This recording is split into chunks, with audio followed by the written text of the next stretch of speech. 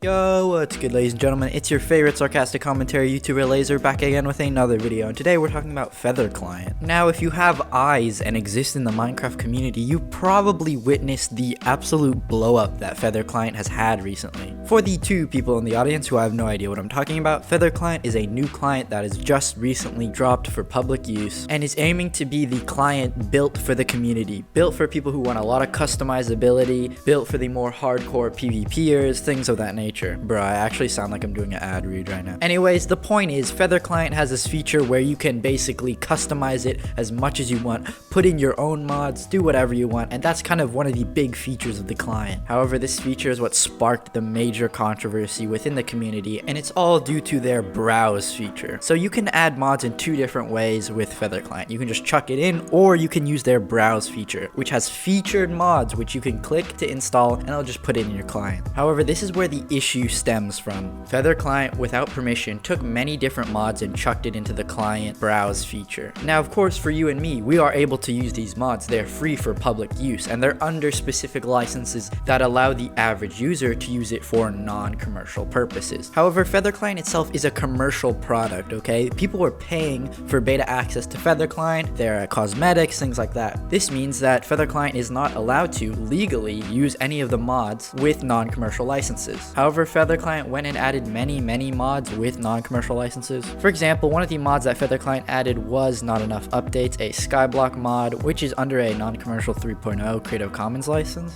Which, this is frankly not a great look for the client. If a lot of your mods themselves break, legal licenses, I don't need to explain to you that that's just not a great look overall for your client. But something that worries me a little bit more about this situation is Feather's previous lack of communication with the community and the mod makers. The co-owner of Feather Client put out a very punctual, well-written response to the whole situation on the Hypixel forums, explaining that there was no ill will within the situation and explaining that, it wasn't their intention to break any licenses or yada yada yada, all the legal jargon. However, an aspect of this response that really worries me is the line in which the co-owner says, "Legalities aside, we've realized that we should have reached out to developers to confirm." Frankly, I think it's very worrying that the Feather Client devs weren't already in contact with the developers of said mods. I mean, I don't know if I'm crazy, but shouldn't you be asking the mod developers beforehand if this is okay, if they're fine with it, because you're using their work. Like, regardless if it's legal or not, I really don't care about the legalities at this point, but I'm just saying, shouldn't that line of communication between the Feather Client developers and the mod makers themselves be something that's very common and very open? I don't know, I just personally feel like that's something that is so fundamentally crucial to this community-based client, which is supposed to have features for everyone within the community, yet they're not taking into account the mod makers, who are an important part of this community and a major part of your client. Look, I have nothing personally against any of the people at Feather Client. They seem to be very passionate about working on the client, and I'm really happy that a lot of people are enjoying it. But this lack of community outreach and precaution is going to be a permanent stain on the reputation of the client. Like, if you go to their website now and you watch the Feather Client trailer, you see this giant blurred bar, which will permanently act as a reminder to the community that, hey, they didn't think about the mod developers in this situation. Personally, I hope that this is just a once in a blue moon situation and that Feather Client continues to grow in popularity and ends up being a great client. However, I think it would frankly be ignorant to ignore the shortcomings of the client in these early stages. We've seen so many small clients rise and fall, and generally the track record for smaller clients is they fail because of lack of communication or they fail because of internal struggles. I'm just saying, I'm skeptical a little bit about the future of Feather Client, but I truly hope that the client does well, and I wish nothing but the best to the developers. They seem like nice people. Personally, I'm not going to be switching to Feather Client anytime soon.